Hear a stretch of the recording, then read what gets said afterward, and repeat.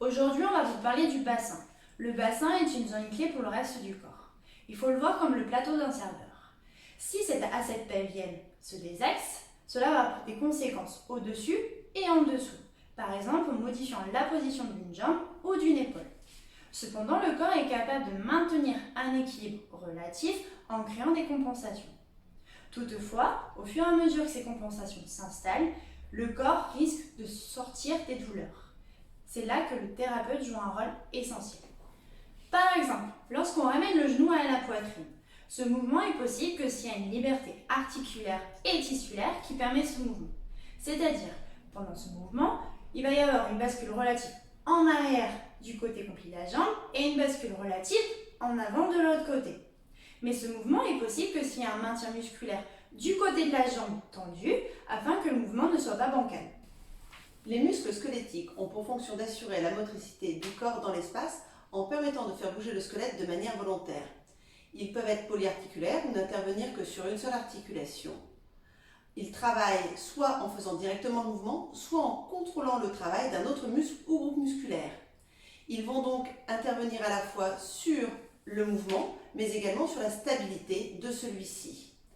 En effet, s'il y a des désaxations, des compensations peuvent se créer qui peuvent entraîner alors soit des tensions musculaires ou d'autres types de pathologies comme des tendinopathies.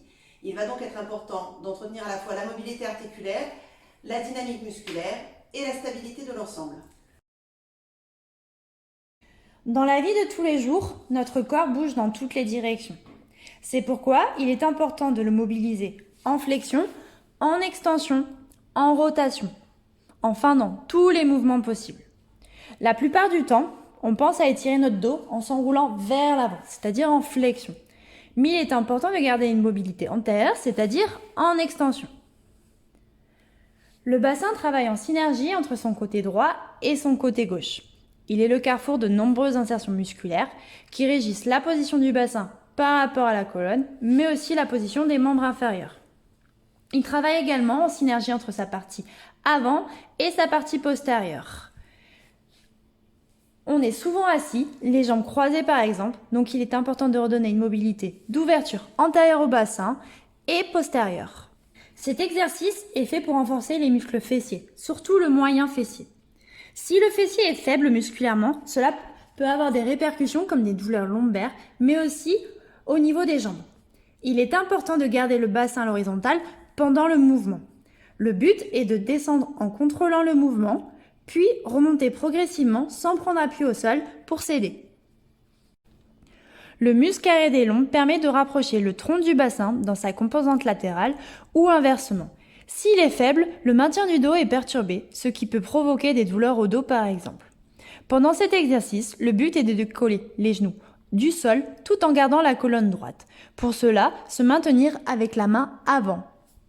Le muscle transverse est un muscle abdominal profond. Il permet de maintenir le bassin en latéral et en avant. S'il est faible, le bassin peut avoir tendance à basculer en avant, ce qui a pour conséquence de créer un déséquilibre entre la partie avant et la partie arrière du dos. Pendant cet exercice, gardez le dos droit. En inspiration, gonflez le ventre au maximum. En expiration, le rentrez au maximum. Les muscles intervenant au bassin comme le psoas, fessier, pyramidal, carré des lombes, régissent la position du bassin par rapport au reste du corps. Si leur longueur varie à cause de tension, cela peut provoquer des déséquilibres locaux, mais aussi à distance. C'est pourquoi il est important de conserver une certaine élasticité. Pour le muscle psoas, se positionner en fente avant. Poussez le bassin vers l'avant tout en gardant le dos droit. Si cela n'étire pas assez, avancez le pied de devant afin de pouvoir augmenter la fente. S'il y a une douleur au genou, vous pouvez mettre un coussin sous le genou qui est au sol. Pour le muscle carré des lombes, venir s'asseoir sur ses pieds. Tendre les bras contre les oreilles, puis incliner globalement le buste d'un côté, puis de l'autre. On peut varier la position du bras vers l'avant ou vers l'arrière afin d'étirer toutes les fibres musculaires. Puis, tourner l'ensemble du buste et du cou dans un sens, puis dans l'autre. Pour le muscle fessier et piriforme, s'allonger sur le dos, puis venir plier une jambe, mettre le pied opposé sur ce genou, puis rapprocher le genou vers la poitrine pour mettre en tension les fibres musculaires de la jambe posées sur celle-ci.